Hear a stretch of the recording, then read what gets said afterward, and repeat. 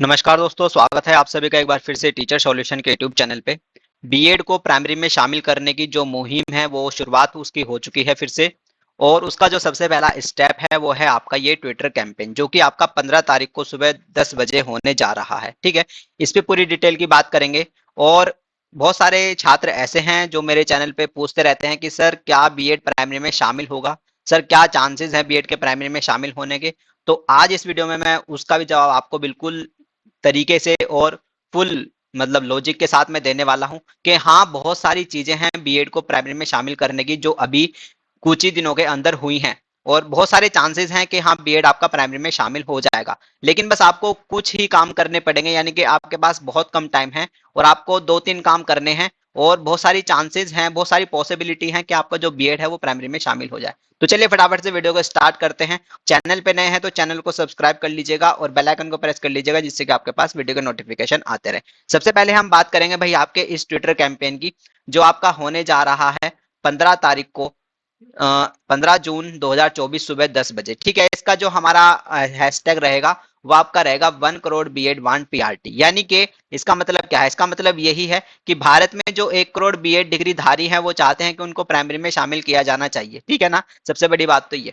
और मैंने आप लोगों को बताया था कि हमारी एक मीटिंग होने वाली है जिसमें हम कुछ डिसीजन लेंगे और जो 1 महीने के अंदर कुछ काम करने हैं वो चीजें आपको बताएंगे। तो सबसे पहले मैं वो आपको बता देना चाहता हूँ। सबसे पहले भाई हमने डिसाइड किया है कि ट्विटर कैंपेन का, ठीक है, सबसे पहले हमने डिसाइड किया है कि एक ट्विटर कैंपेन करेंगे, जो कि आपका ये है जो 15 तारीख को आपका होने जा रहा है। ठीक है, उसके बाद दिल्ली एनसीटी का आंदोलन।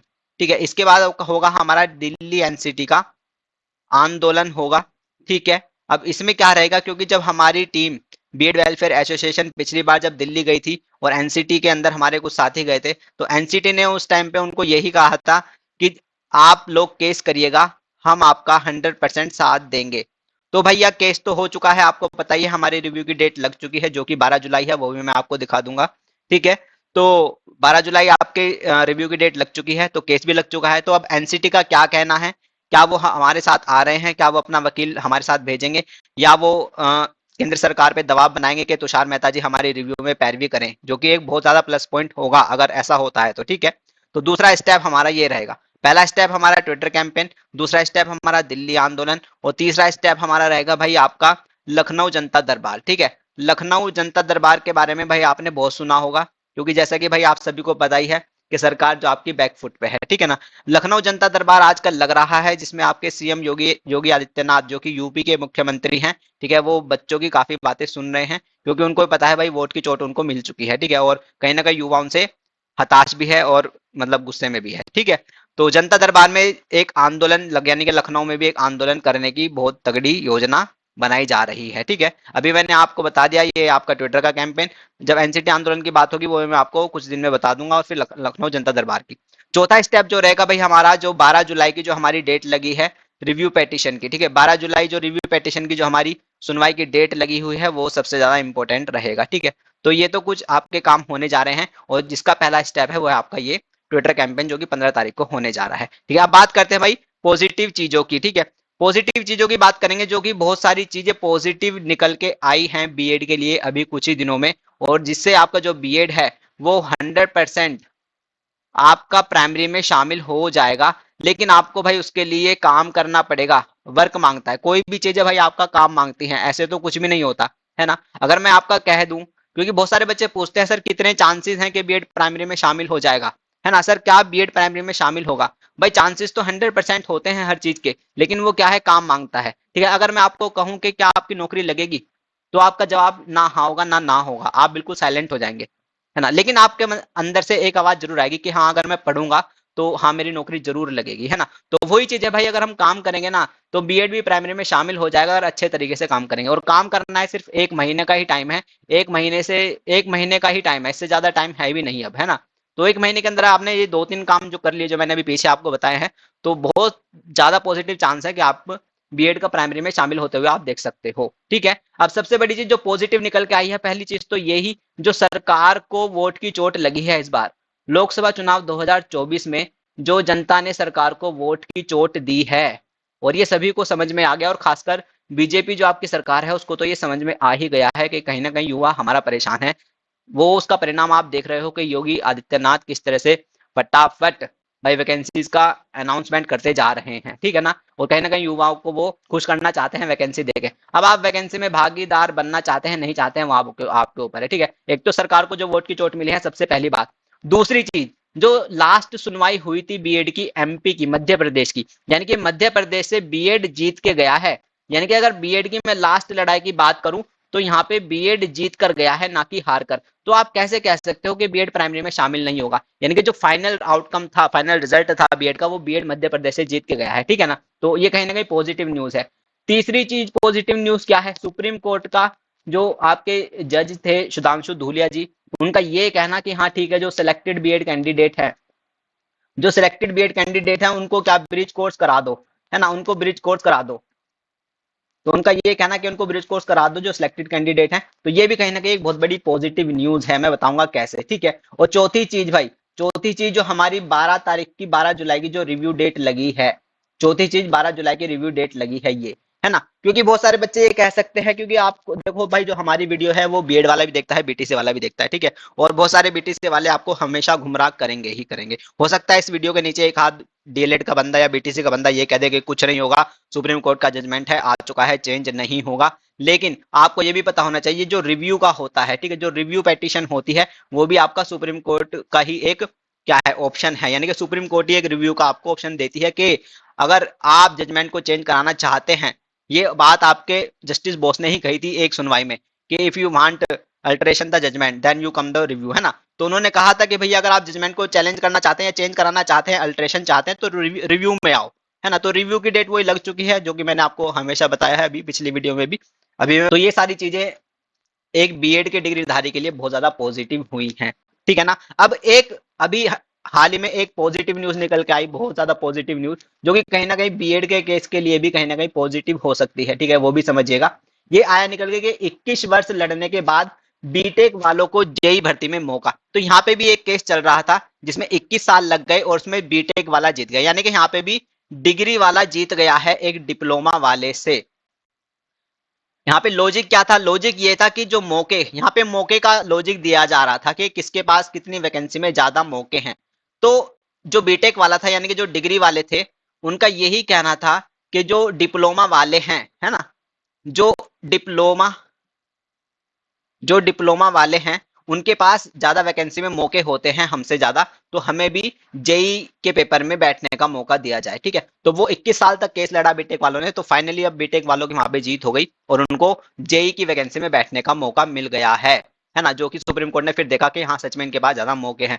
तो ये भी एक बहुत बड़ा प्लस पॉइंट है।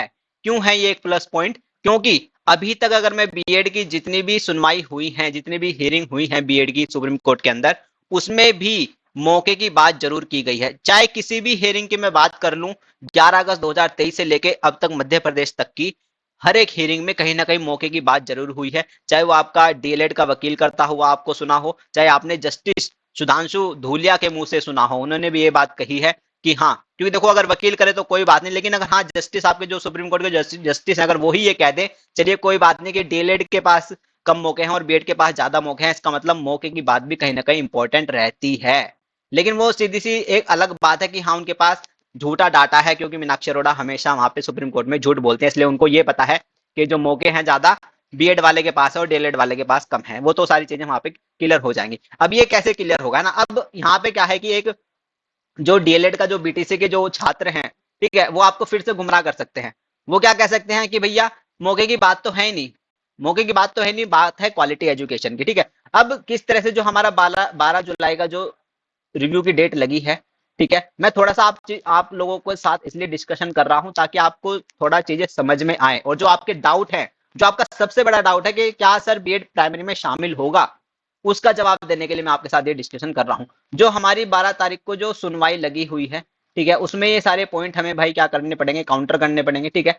एक तो ये दो मौके, ये दो सवाल बहुत ज्यादा इंपॉर्टेंट है कि किसके पास कितना मौका है ना। ये मौके का सवाल इंपॉर्टेंट नहीं होता अगर जज साहब इसको ना कहते, क्योंकि जज साहब ने कहीं ना कहीं कहा है कि चलो कोई नहीं, उनके पास ज्यादा मौके आपके पास कम है तो कोई बात नहीं, है ना। तो ये सवाल इंपॉर्टेंट हो जाता है, वरना ये नहीं होता, क्योंकि अभी तक जो इंपॉर्टेंट रहता था वो क्वालिटी एजुकेशन का रहता था, है ना। क्वालिटी एजुकेशन का ही अभी तक इंपॉर्टेंट रहता था, है ना। कि अगर मौके की बात नहीं है, क्योंकि पहले जज साहब का ये कहना था, पहले जब शुरुआत में केस चल रहे थे कि बात क्वालिटी, बात मौके की तो है नहीं, है ना, बात जॉब देने की है नहीं, बात क्वालिटी एजुकेशन की है। लेकिन धीरे धीरे कहीं ना कहीं मौके की बात भी आने लगी, चाहे वो डीएलएड की तरफ से कहते हुए आपने मीनाक्षी अरोड़ा का सुना हो, चाहे वो जस्टिस सुधांशु बोल की तरफ से आपने सुना हो, ठीक है ना। अब आती है मौके की बात। तो मौके की बात भैया कैसे डिफेंड करेंगे? मान ले अगर बीएड वाला छात्र ये कहता है, सुनवाई की मैं बात कर रहा हूँ, मान लीजिए अगर बीएड वाला वकील आपका ये कहता है कि भैया जो बीएड वाले छात्र हैं उनके पास कम मौके हैं, और जो डीएलएड वाले जो छात्र हैं उनके पास ज्यादा मौके हैं, जो कि बिल्कुल जेन्युइन है भी, कि 1 to 5 में भी डीएलएड है, 6 to 8 में भी डीएलएड है ना। और अगर मैं पीजीटी की बात कर लूं भैया, अगर पोस्ट ग्रेजुएशन कर रखी है यूपी के अंदर, तो आप पीजीटी भी दे सकते हो। तो कहीं ना कहीं डीएलएड के पास ज्यादा मौके हैं, हजारों हजारों वैकेंसीज आती हैं पीआरटी की, और इधर टीजीटी, बस बीएड के पास क्या है, सिर्फ टीजीटी है, और वो भी सब्जेक्ट वाइज में बट जाता है ना। अब क्या है कि इसको काउंटर करने के लिए डीएलएड वाला क्या कहेगा, डीएलएड वाला साफ साफ कहेगा भैया मौके की बात तो है ही नहीं, बात है क्वालिटी एजुकेशन की। हमारे पास क्या है, हमारे पास है चाइल्ड पेडागोजी की ट्रेनिंग, और आपके पास चाइल्ड पेडागोजी की ट्रेनिंग नहीं है, इसलिए आप 1 to 5 को नहीं पढ़ा सकते, कि आपको ये बात समझ में नहीं आती। वो बार बार आपको यही कहेगा, बिल्कुल सही है ना। अगर हम ये कहते हैं कि बात मौके की नहीं है, बात है क्वालिटी एजुकेशन की, तो सीधी सी बात यही है, क्वालिटी एजुकेशन की अगर मैं बात कर लूं, तो बीटीसी का ग्राफ यहाँ है ना, और बीएड का ग्राफ यहाँ है, ठीक है। मान के चलते हैं, चलिए ठीक है, मौके की बात नहीं है और बात है क्वालिटी एजुकेशन की, तो बीटीसी का ग्राफ यहाँ है और बीएड का ग्राफ यहाँ है। जो ये थोड़ा सा अंतर है, ये जो थोड़ा सा अंतर है, सिर्फ चाइल्ड पेडागोजी की ट्रेनिंग को लेकर है। क्योंकि अगर मैं ब्रिज कोर्स की बात कर लूं, अगर मैं ब्रिज कोर्स की बात कर लूं, तो वो इतना बड़ा कोर्स नहीं है, क्योंकि वो 6 मंथ का कोर्स है सिर्फ, ठीक है, वो 6 मंथ का कोर्स है। अगर वो कोई कोर्स 6 मंथ का है, तो उसका इतना बड़ा सिलेबस तो है नहीं, अगर वो 6 मंथ में पूरा हो रहा है, तो ये जो डिफरेंस है ये बहुत कम है, ठीक है। अगर क्वालिटी एजुकेशन की बात है, ठीक है, क्योंकि अभी क्या है, अभी 1 to 5 के बच्चों को पढ़ाने के लिए, क्योंकि बीटीसी के बाद ट्रेनिंग है, तो वो अच्छे से 1 to 5 के बच्चों को पढ़ा सकता है। ये कहना किसका है? ये कहना है आपका डीएलएड वाले वकील का और डीएलएड वाले छात्रों का और सुप्रीम कोर्ट का, ठीक है। कोई बात नहीं, आपने कॉन्स्टिट्यूशन में एक चीज पढ़ी होगी, समता और समानता की, ठीक है। कॉन्स्टिट्यूशन में एक चीज होती है समता और समानता की, ठीक है। तो ये चीजें आपने सुनी होगी, ठीक है, कोई बात नहीं। क्योंकि अभी क्या हुआ है, अब ये आते हैं ब्रिज कोर्स वाले कंसेप्ट पे। सुप्रीम कोर्ट ने अभी हाल ही में सिलेक्टेड कैंडिडेट को ब्रिज कोर्स कराने के लिए कहा, है ना, क्योंकि उनको भी निकालने की बात हो रही थी, लेकिन सरकार ने कहा ठीक है कोई नहीं, इनको ब्रिज कोर्स कराओ, है ना, और इनको वैलिड करो, ठीक है। तो इसका मतलब कहीं ना कहीं ब्रिज कोर्स वैलिड रखता है, कहीं ना कहीं ब्रिज कोर्स क्या है, वैलिड है, ठीक है ना। तो सीधी, क्योंकि अगर मैं सिलेक्टेड कैंडिडेट की बात कर लूं, उन्होंने करा ही क्या है, बस एक एक्स्ट्रा वैकेंसीज का एग्जाम ही तो दिया है, बाकी तो ट्रेनिंग उनके पास भी नहीं थी, लेकिन अब उनको ट्रेनिंग कराई जा रही है ना, वो 6 मंथ वाली, है ना। तो ठीक है कोई बात नहीं। अब बात आती है क्वालिटी एजुकेशन की। अब इस क्वालिटी एजुकेशन को क्या डिफेंड करते हैं, ठीक है, किस तरह से करते हैं आइए देखते हैं। भाई देखो, बीटीसी के पास क्या है, 1 to 5 की ट्रेनिंग है, उनके पास चाइल्ड पेडागोजी की ट्रेनिंग है, इसलिए वो हमारे से ऊपर है, हम थोड़ा सा यहाँ पे है। लेकिन अगर इस बीएड के कैंडिडेट को भी, अगर इस बीएड के कैंडिडेट को भी ये ब्रिज कोर्स वाली ट्रेनिंग करा दी जाए, तो ये कहीं ना कहीं यहाँ पे बीटीसी के इक्वल आ जाता है, ठीक है। अगर बीएड वाला कैंडिडेट को भी ब्रिज कोर्स की ट्रेनिंग करा दी जाए, तो कहीं ना कहीं दोनों इक्वल आ जाते हैं, बिल्कुल सही बात है, कोई दिक्कत नहीं है, ठीक है। और जो कि सिर्फ 6 मंथ का ही कोर्स है, ठीक है। अब जो वैकेंसीज का एग्जाम होता है, अब जो वैकेंसीज का एग्जाम होता है, वो ज्यादा नंबर ऑफ कैंडिडेट कौन पास करता है, बीएड वाले करते हैं, ऑब्वियसली सबका आंसर यही होगा। सबको पता है कि जब वैकेंसीज का एग्जाम होता है, चाहे मैं केवीएस की बात कर लूं भाई, चाहे हमारे यूपी के अंदर सुपर टेट की बात कर लूं, है ना, चाहे बिहार में जो प्राइमरी वैकेंसी है, चाहे कहीं भी जितनी भी थी पहले, है ना, तो ज्यादा बच्चा कौन पास करता था, बीएड का छात्र पास करता है। इसका मतलब अब कौन ज्यादा क्वालिटी एजुकेशन अच्छी दे रहा है, यानी कि कौन ज्यादा इंटेलिजेंट है, कौन ज्यादा अच्छा पढ़ा सकता है, तो इसका मतलब है कि बीएड का छात्र अच्छा पढ़ा सकता है। एज अ पेरेंट्स, अगर आप पेरेंट्स हैं, है ना, अगर मैं कहूं कि आप एक अच्छे टीचर से अपने बच्चों को पढ़ाना चाहेंगे, या एक बहुत अच्छे टीचर से अपने बच्चों को पढ़ाना चाहेंगे, तो सीधी सी बात है, आपका जवाब होगा एक बहुत अच्छे टीचर से मैं चाहूंगा मेरा बच्चा पढ़े, है ना। तो फिर मैं क्यों बीटीसी वालों को लाऊं, जब क्वालिटी एजुकेशन की ही बात है।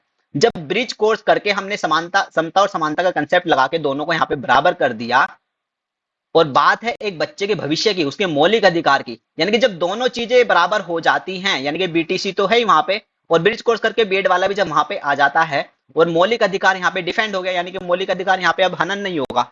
इस स्टेज पे आके जो 1 to 5 का जो बच्चा है, उसके मौलिक अधिकार का हनन नहीं हो रहा। लेकिन यहाँ पे एक हमें बहुत अच्छा टीचर मिल रहा है, जो कि एक बीएड वाला है, जो कि बीटीसी वाले से एक बहुत अच्छा टीचर है, जो हमारे आने वाले जो बच्चे हैं छोटे 1 to 5 वाले, उनको उनको एक अच्छी एजुकेशन दे सकता है, बीटीसी से ज्यादा अच्छी। तो एक अगर भारत का भविष्य सुधारना है तो हम एक अच्छा टीचर छोड़ के एक बहुत अच्छा टीचर क्यों ना लें। सीधी सी बात यही, अगर आपको क्वालिटी एजुकेशन देनी है, ठीक है ना, बात ही आती है। लेकिन फिर अगर ये चीज हम डिफेंड कर जाएंगे, वो तो हमें पता है कर जाएंगे हम, है ना। फिर आती है बात सीधा मौके की, क्योंकि जैसे आपने देखा पिछली सुनवाई में कहीं ना कहीं मीनाक्षी अरोड़ा ये भी कहती हुई मिली लास्ट में, जब वो थोड़ी सी फंस रही थी कि सर हमारे पास तो ओनली 1 to 5 है, उनके पास तो सब कुछ है। तो इसका मतलब वो भी कहीं ना कहीं मौके गिनवाती है, अगर वो लूज पॉइंट उसको लगता है कि मैं हारने वाली हूँ, है ना। तो जब मौके की बात आती है तो सीधी सी बात है, वो तो आपको मुझको पता ही है कि किसके पास ज्यादा मौके हैं और किसके पास कम मौके हैं, वो तो हम यहाँ पे गिनवाई देंगे कि भैया जो बीएड के पास है सिर्फ टीजीटी है, और टीजीटी भी है वो भी सब्जेक्ट वाइज है ना। तो जब ये सारी चीजें जज साहब को पता चलेंगी तो अपने आप हवा टाइट हो जाएगी सामने वाले की। तो ये एक बहुत बड़ा पॉजिटिव साइन है, ये एक बहुत बड़ा पॉजिटिव साइन है। और सबसे बड़ा पॉजिटिव साइन है हमारी रिव्यू की डेट जो लगी है 12 जुलाई की। तो 100% भाई आपका जो बीएड है वो पीआरटी में शामिल हो जाएगा, इस चीज की बिल्कुल टेंशन ना लो आप लोग। बिल्कुल 100% आपका बीएड पीआरटी में शामिल होगा। लेकिन उसके लिए भाई काम करना पड़ेगा, ऐसे तो कोई चीज नहीं मिलती ना। उसके लिए क्या मांगता है भाई, काम। काम जो मैंने आपको बताए हैं, ठीक है, वो 4 काम जो मैंने आपको बताए। एक तो हमारा ट्विटर कैंपेन, ठीक है, जो मैंने आपको बता दिया 15 तारीख का। उसके बाद आपका दूसरा एनसीटी दिल्ली का आंदोलन, ठीक है, एनसीटी दिल्ली का आंदोलन। अब ऐसा नहीं है भाई हमारी टीम ही सब कुछ करे, आपकी संख्या के आपकी संख्या के बिना कुछ नहीं हो सकता, ठीक है, इस चीज का ध्यान रखेगा। एक चीज मैं आपको और चीज बता दूं कि जो ट्विटर कैंपेन और ये आंदोलन जो होते हैं ना, ये भाई बिना संख्या के तो जीरो है। मान लीजिए हमने ट्विटर कैंपेन करा 15 तारीख का, हमने 15 तारीख का ट्विटर कैंपेन करा, और ट्विटर कैंपेन में भी हमने टारगेट रखा हुआ है, टारगेट है 1 लाख ट्वीट का, ठीक है। जो ट्विटर कैंपेन हम 15 तारीख को करने जा रहे हैं उसमें 1 लाख ट्वीट का टारगेट हमने रखा हुआ है कि 1 लाख ट्वीट करने ही करने हैं, ठीक है ना। अब बात आती है वही कि हमने ट्वीट के लिए लगा दिया है ना। अब मान लिया 100 बच्चे हैं, सिर्फ 100 बच्चों ने ट्वीट करे। अब 100 बच्चे ट्वीट करने में लगे हुए हैं, अब वो 1 लाख ट्वीट तक तो भाई बहुत देर में पहुंचेंगे, मतलब बहुत ज्यादा मेहनत उनको करनी पड़ेगी तब जाके वो 1 लाख ट्वीट पे पहुंचेंगे। और मान लीजिए भाई 1,000 बच्चे लग गए, 1,000 बच्चे ट्विटर कैंपेन में जुट गए, और सिर्फ पर हेड 100 ट्वीट आते हैं सबके खाते में, है ना। यानी कि अगर 1,000 बच्चे एक्टिव होकर भी आराम से कर लेंगे ना, हो सकता है ज्यादा भी हो जाए, तो आराम से पर हेड 100 ट्वीट आते हैं, और 100 ट्वीट तो आराम से हो जाते हैं, और 1 लाख का टारगेट आप बहुत इजीली पार कर जाओगे। ये मैं क्यों समझा रहा हूं, मैं इसलिए समझा रहा हूं कि संख्या कितनी इंपॉर्टेंट है। एक आंदोलन के लिए, अपनी बात के लिए जो आप काम करने जा रहे हो, अगर आपके पास संख्या है तो वो बहुत ज्यादा इजी हो जाता है, बहुत ज्यादा आसान हो जाता है, उसका रिजल्ट पॉजिटिव मिलना बहुत ज्यादा आसान हो जाता है ना। अगर 1,000 बच्चे भी लगे तो पर हेड 100 ट्वीट आते हैं बस, और 1 घंटे में 100 ट्वीट आराम से हो जाते हैं, ठीक है ना। और वही आपका सड़क का आंदोलन, जैसे दिल्ली एनसीटी की अगर मैं बात कर लूं, मान लीजिए दिल्ली एनसीटी में हम गए सिर्फ 50 बच्चे ही, है ना। तो एनसीटी भी क्या कहेगी कि ये तो वैसे ही हैं, तो फालतू के बच्चे हैं, तो वैसे ही घूमते फिरते हैं, ये परेशान नहीं है ना, तो हम इनके साथ क्यों आए, वो भी कहीं ना कहीं मना कर देगी। और हम गए कहीं ना कहीं दिल्ली एनसीटी 500 बच्चे, तो कहीं ना कहीं उनको लगेगा कि हाँ जो बीएड का बच्चा है भाई सच में ही परेशान है, और अब तो उसके केस भी लग गया है, उसका मतलब सुनवाई की डेट भी लग गई है। तो कहीं ना कहीं हमें भी इनकी सहायता करनी चाहिए, इनको एक वकील करवाना चाहिए, है ना, या फिर केंद्र सरकार पे दबाव बनाना चाहिए, उनको कहना चाहिए कि हाँ तुषार मेहता जी को भेज दो इनकी हियरिंग में। तो वो सारी चीजें, ये चीज पॉजिटिव रखती है। तीसरी चीज भाई आपका जो लखनऊ का जनता दरबार का जो आंदोलन होगा, जो कि महत्वपूर्ण है बहुत ज्यादा, लखनऊ जनता दरबार का जो आंदोलन होगा वो सबसे ज्यादा महत्वपूर्ण है भाई।